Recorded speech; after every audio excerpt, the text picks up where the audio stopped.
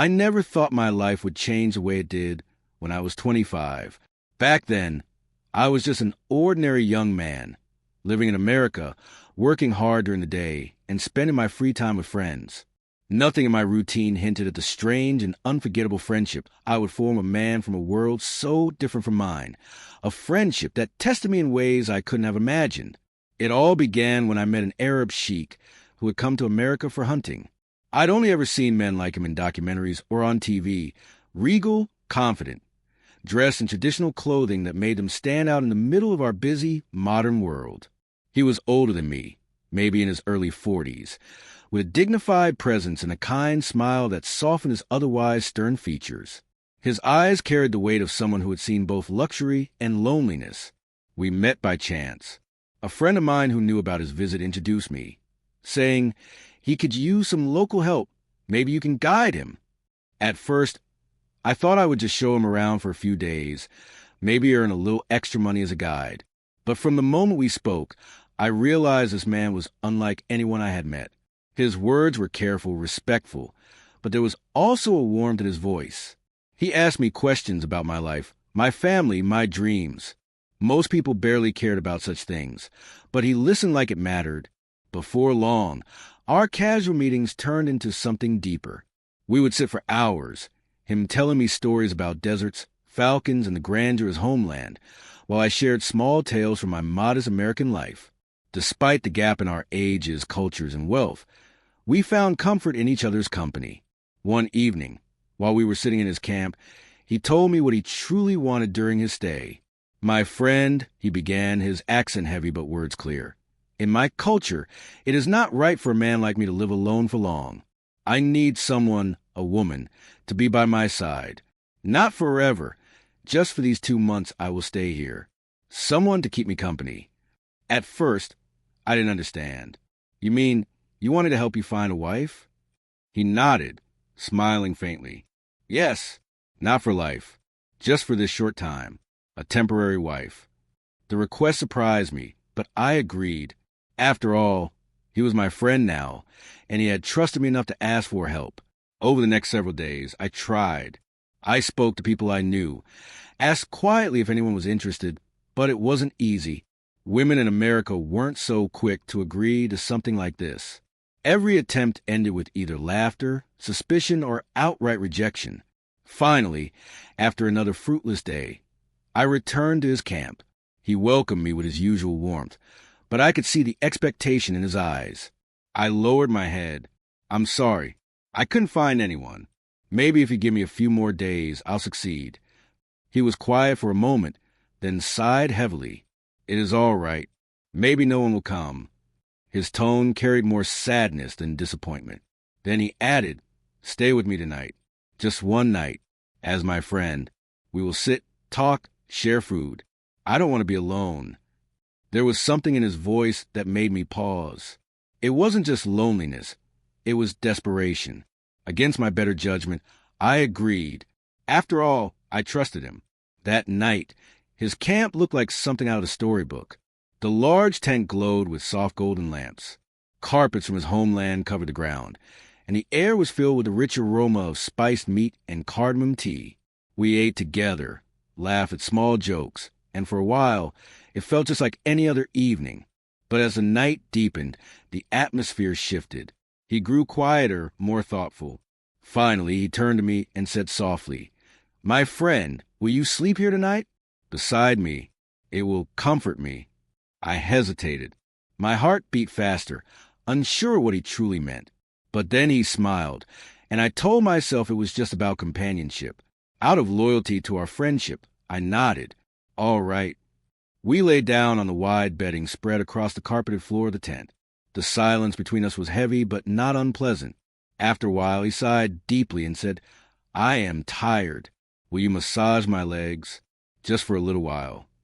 I froze, unsure how to respond. But he looked so weary, so vulnerable, that I reluctantly agreed.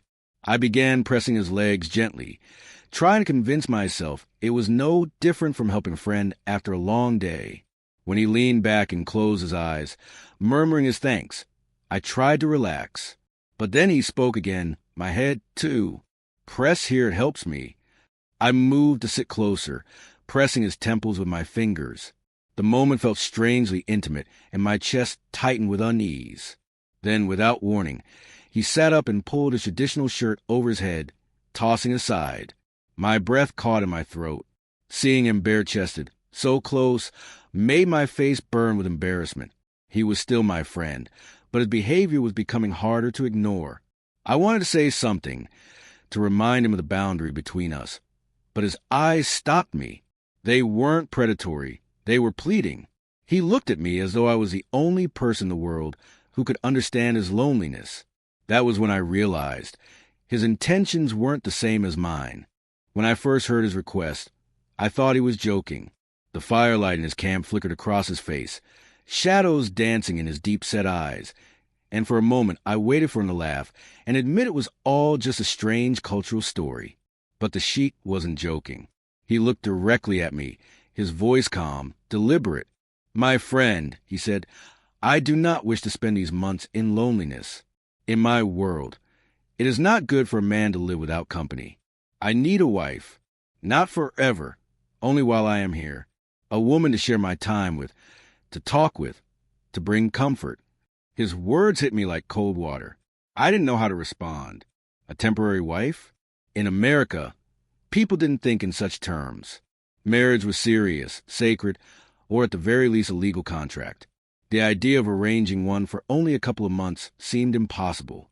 But the Sheikh's expression was serious, his tone almost vulnerable. He trusted me enough to say this out loud. I tried to hide my surprise. "You want me to help you find someone?" "Yes," he said, leaning forward, his fingers interlaced. "Someone who understands. Someone who will not judge. I will honor her, give her gifts, care for her. But I cannot stay alone. I need warmth. I need family, even if only borrowed for a short while." Something in his words touched me. I had seen glimpses of his loneliness before. The way he lingered after our conversations, the way his eyes softened whenever he spoke about his homeland. He was surrounded by wealth, servants, and respect, yet he seemed more alone than anyone I knew. I hesitated, but finally nodded. "I'll try." His face lit with gratitude, and he touched his chest with his hand. "Shukran, my brother, thank you." And so began my strange mission. Over the next few days, I looked everywhere I could. I asked discreetly among acquaintances, tested conversations with people who might understand, but each attempt ended in failure. Some women laughed at me, thinking I was spinning some wild fantasy. Others frowned, offended by the very suggestion. A few even asked if I had lost my mind. Each rejection left me feeling heavier. I wasn't just failing him. I was beginning to wonder if I was betraying him by even trying. Why had I agreed?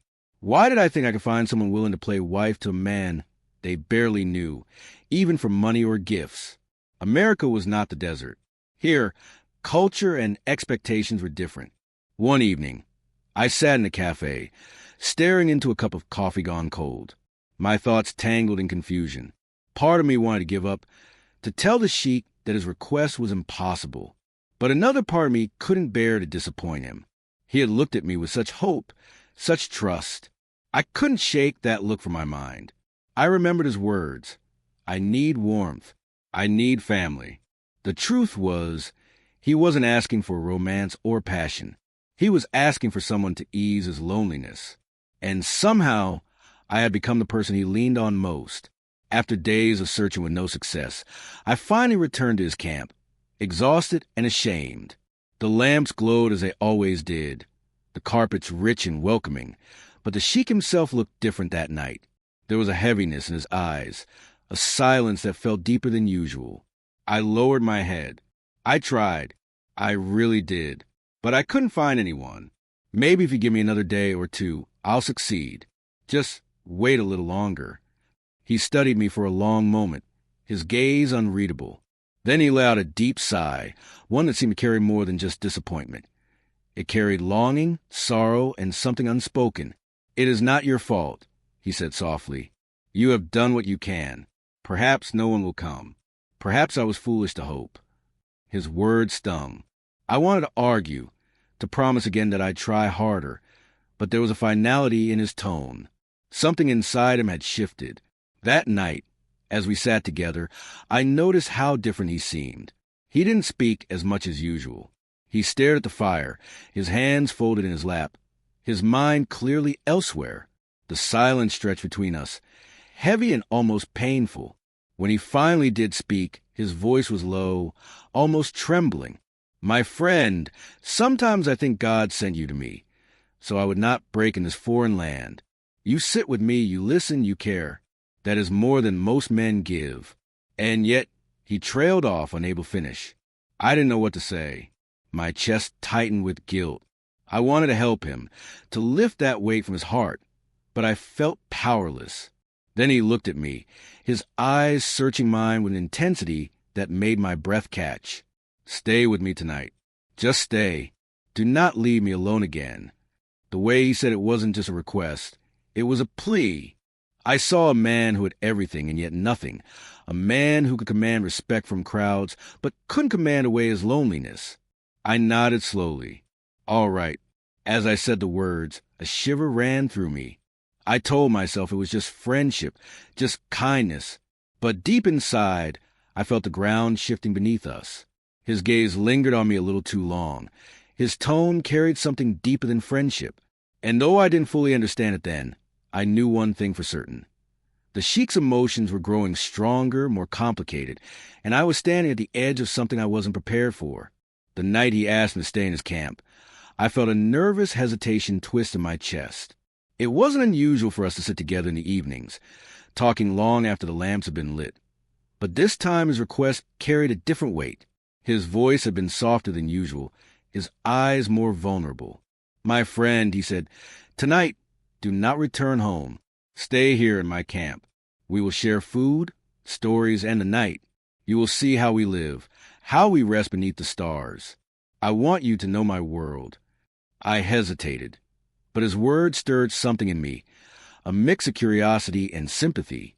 Maybe it was my guilt at failing him in his search for a wife, or maybe it was a loneliness I recognized in his tone. Either way, I found myself nodding. "All right, I'll stay." He smiled, relief flooding his face. He clapped his hands, and within moments, attendants brought trays laden with food. Soon, I was seated on a carpet, so thick it felt like clouds beneath me. Around us, the tent was alive with soft golden light from hanging lanterns. The fabric walls swayed gently in the breeze, patterned with rich colors, reds, golds, and deep blues that seemed to tell stories of deserts and kingdoms far away. Outside, the night stretched endlessly. The camp had been set up on open land, far from the noise of the city. The air was cool, scented faintly with earth and firewood. And when I stepped out for a moment, I could see the stars scattered thick across the sky, more brilliant than I'd ever seen. It felt like another world. Back inside, the Sheikh motioned for me to sit beside him.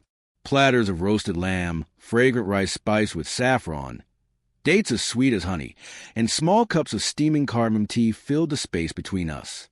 He ate with his hands, gracefully tearing pieces of bread and offering some to me, insisting I share in his culture fully. "At home," he said, "this is how we show respect. We eat together from the same dish, so that our hearts are not divided." I smiled faintly, a little awkward as I mimicked his gestures, but he seemed pleased. His laughter was soft, genuine, the sound of a man who wanted desperately to feel less alone. As the night went on, our conversation drifted from light-hearted topics. Stories of my childhood, his tales of falcon hunting and camel racing, to quieter, more personal ones. He spoke of his family far away, of traditions that kept him bound, of expectations he could never escape. "Sometimes," he admitted, gazing at the flickering lantern, "I feel like a bird in a golden cage. Everyone admires me, but no one sees me." Something in his words struck me. I had never thought of him as anything but powerful, yet here he was, revealing cracks in the armor, showing me a man weighed down by his own life. I wanted to comfort him, but I wasn't sure how. The atmosphere grew heavier, though not unpleasant. He poured me another cup of tea, his hand brushing mine a little too long as he passed it. His eyes lingered, searching me for something I couldn't define. "You are a good man," he said softly. I feel peace when you are near. You do not ask for my wealth. You do not flatter me falsely. You are different. I shifted uncomfortably under his gaze, unsure how to respond. My instinct told me to laugh it off, but my heart wouldn't let me. There was sincerity in his tone that silenced me. As the night deepened, I grew more aware of the intimacy of our setting. The tent was large, but it suddenly felt too small, too close. The lantern light painted everything in warm, golden hues, and the silence between us carried unspoken words. Finally, he leaned back against the cushions and said, "When the fire dies, you will sleep here beside me. That is how brothers rest in my land. Do not worry, it is only friendship. Only friendship." The words should have eased me, but instead they left me restless. His eyes told a different story. There was a longing there, hidden but unmistakable, and though he didn't say it, I could feel his intention stretching just beyond the boundary of friendship. I nodded anyway, telling myself it was harmless, that I was only being kind. But deep inside, unease flickered. Something was shifting between us, something I wasn't ready to name, and as I looked at him, barefoot on his carpet, the lamplight tracing the lines of his face, I couldn't shake the feeling that tonight was only the beginning. The night pressing around us, thick with silence and the soft crackle of the dying fire. The tent, once lively with food and laughter, now seemed quieter, almost sacred. The lanterns flickered low, their golden light casting long shadows across the carpets and cushions where we sat. Outside, I could hear the faint rustle of wind moving through the trees and the distant call of some night bird. But here, inside, it felt like the world had shrunk down to just the two of us. The Sheikh reclined back against the cushions, his body heavy with fatigue. His eyes were half-lidded, as though weighed down not only by the day's hunting but by something deeper. After a long stretch of silence, he finally spoke. "You know," he said, his voice low and rough with tiredness, "people think I live a life without sorrow. They see my robes, my wealth, the power of my family, and they think I must be the happiest man alive. But wealth cannot keep away loneliness. Power cannot give comfort when you sleep at night." His words caught me off guard. I wasn't used to hearing men like him speak of weakness or longing.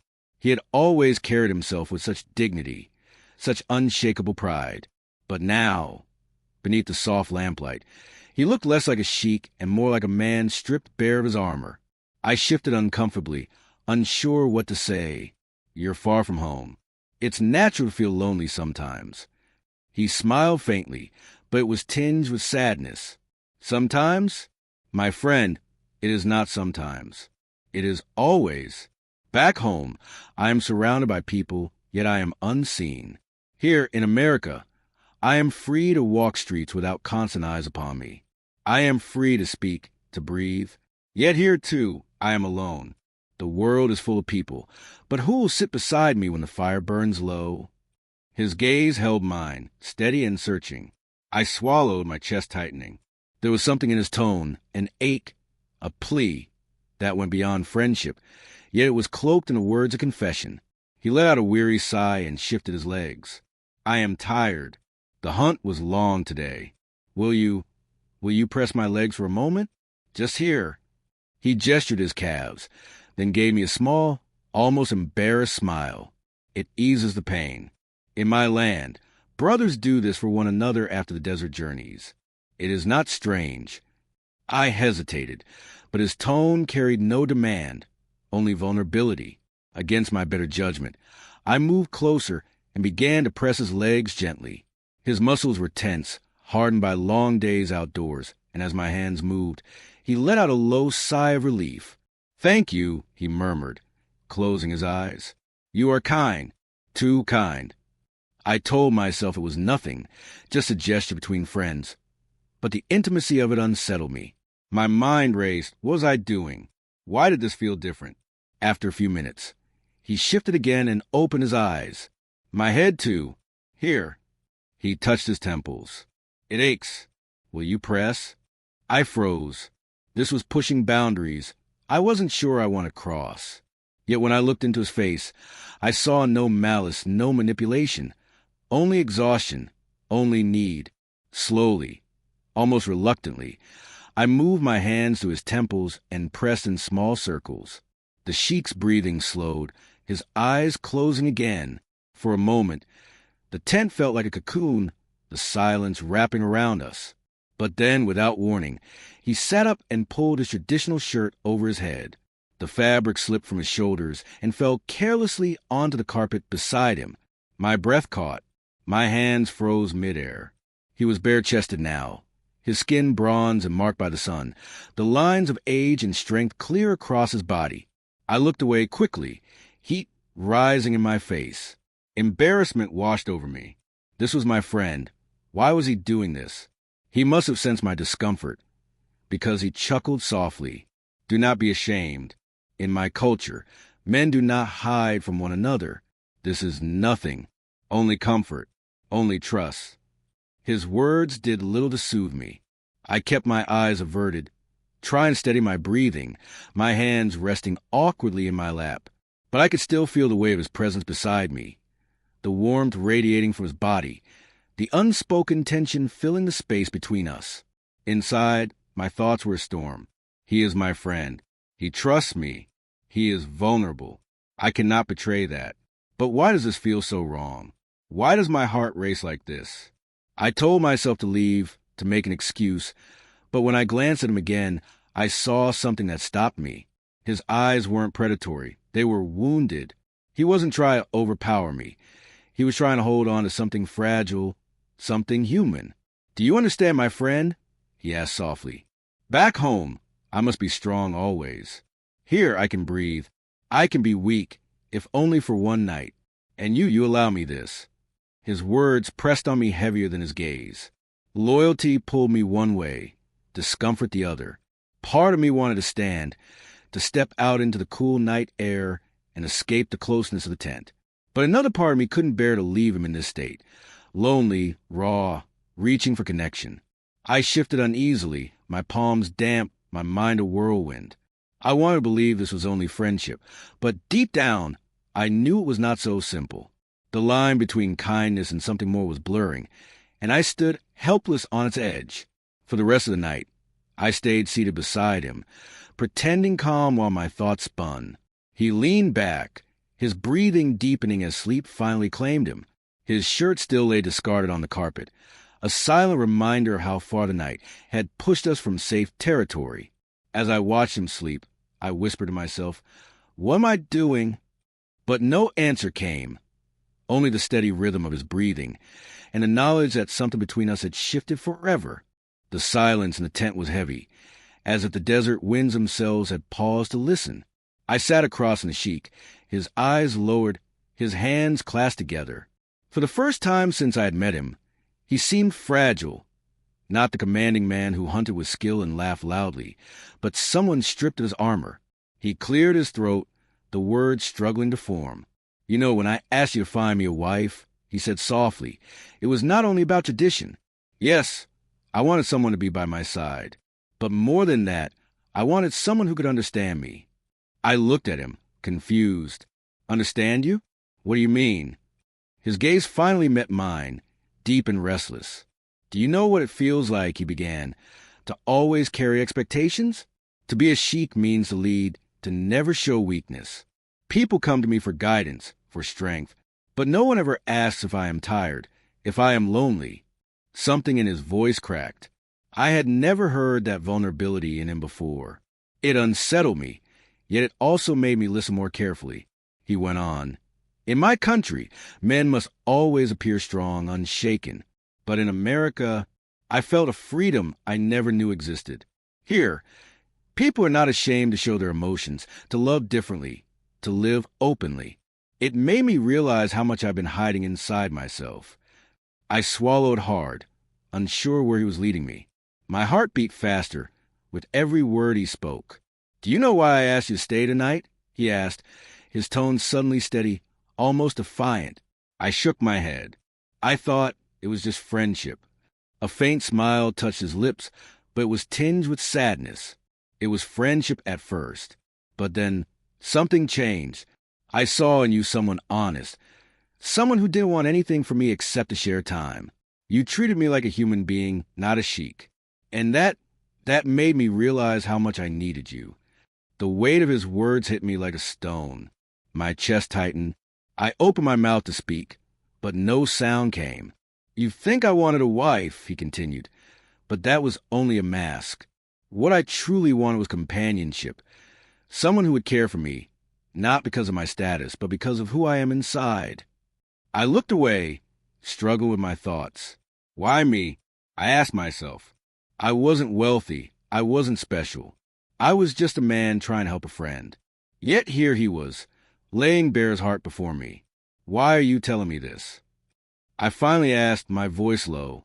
Because I cannot hide anymore, he said firmly. I have carried this silence for too long. I thought you should know the truth before I break myself pretending. His words pierced the air, raw and unpolished.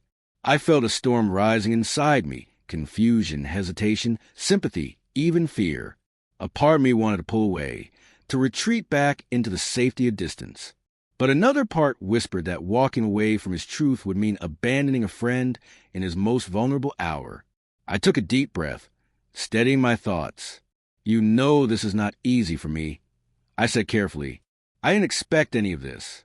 You're my friend, and I don't want to hurt you. But I also don't know how to handle what you're asking. His eyes softened.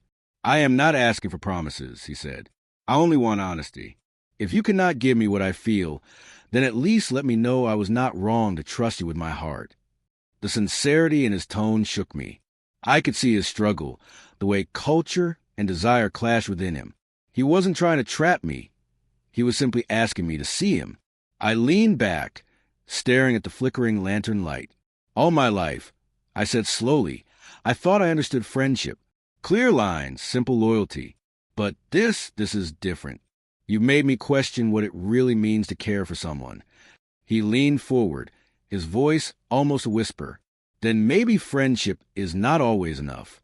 Maybe sometimes it grows into something deeper, something neither person expected. His words hung in the air, heavy yet tender. I closed my eyes for a moment, searching myself. Confusion still lingered, but beneath it was a strange warmth, an understanding that this wasn't about desire alone. It was about loneliness, trust, and the courage to confess what most men in his position never would. When I opened my eyes, he was still watching me, waiting for an answer. I sighed deeply. I don't know where this will lead. I don't even know what I truly feel right now. But what I do know is that I don't want to turn my back on you. A flicker of relief crossed his face. He reached out, his hand trembling slightly, and placed it over mine. It wasn't forceful, just a gesture of gratitude. Thank you, he whispered. That's all I needed, to know I am not alone. And in that moment, something shifted inside me. I didn't have clarity, but I had understanding. I saw him not just as a sheikh, not just as my friend, but as a man longing for connection in a world that demanded he stay unbroken. The night stretched on, but the silence between us no longer felt heavy. It felt like a bridge, fragile, uncertain, but real. For the first time, I realized this journey wasn't about finding him a wife. It was about finding the truth hidden beneath the masks we both wore. And maybe, just maybe, it was about finding a piece of myself too. That night, sleep refused to come. I lay on the soft bedding inside the sheikh's tent, staring up at the intricate fabric ceiling. The lantern light had dimmed hours ago, leaving only the faint glow of the moon seeping through the edges. But my mind was alive, louder than the desert winds outside. Every word he had spoken replayed itself in my head, like a song on repeat. I wanted companionship, not just a wife. Maybe friendship is not always enough. I turned on my side, tried to push the thoughts away. But they clung to me. Fear was the first thing that gripped me. What if people found out? What would they say? In my world, friendship between men was simple, safe, untainted by suspicion. But this was different. Would they call me disloyal, weak, or worse?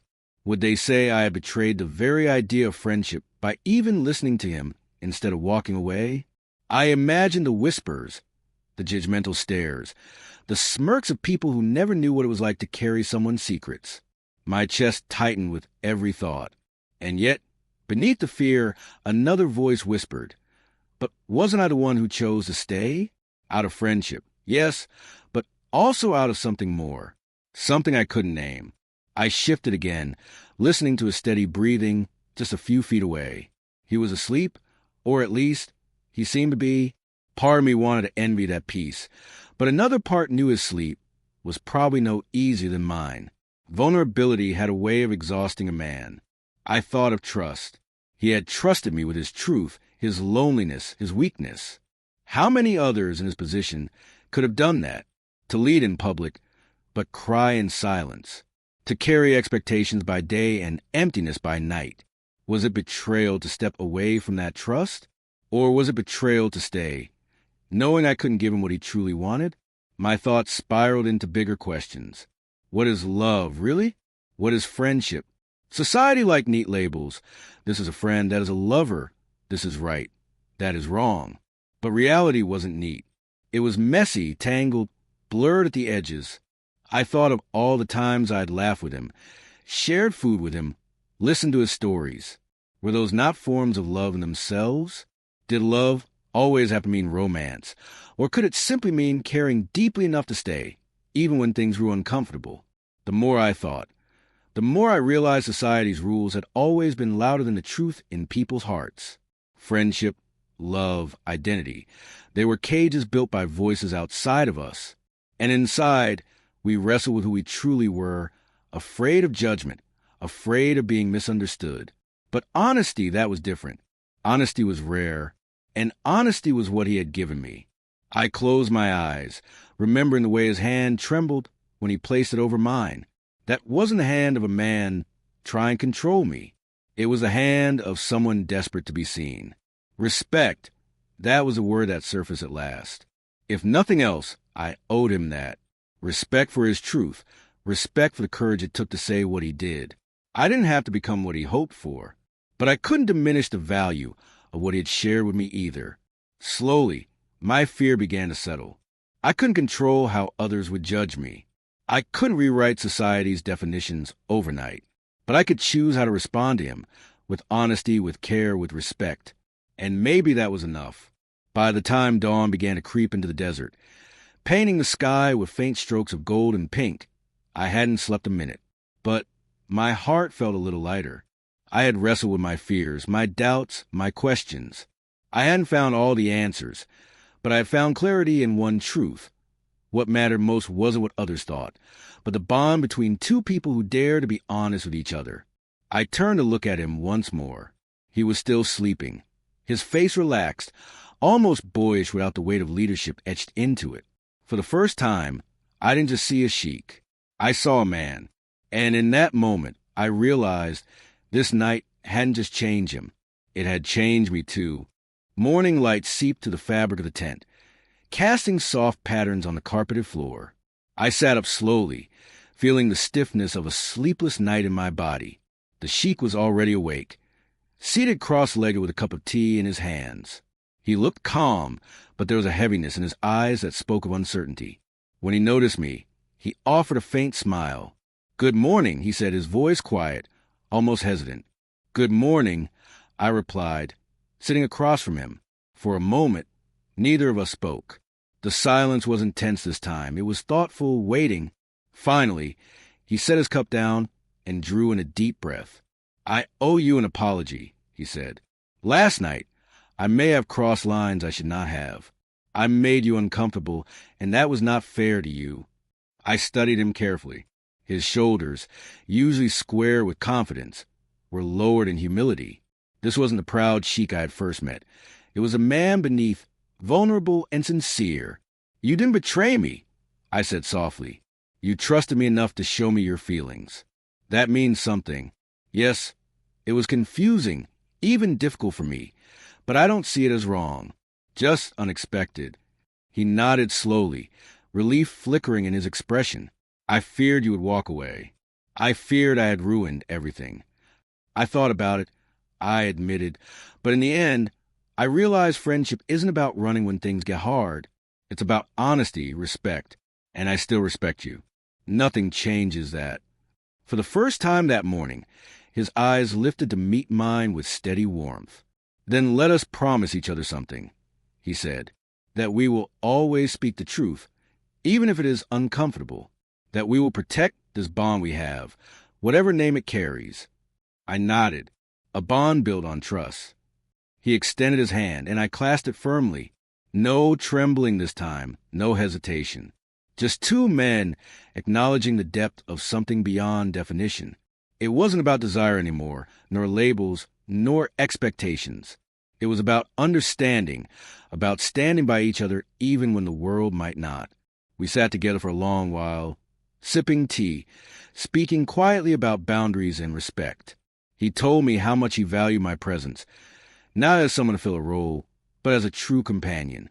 I told him I valued his honesty, even if it had unsettled me at first. By the time the camp stirred with life outside, something had shifted between us. The air was lighter, the silence comfortable. We weren't just friends anymore. We were something deeper, built not on fear or secrecy, but on trust. And in that trust, I felt a peace I hadn't known the night before. The Sheikh's departure came sooner than I expected.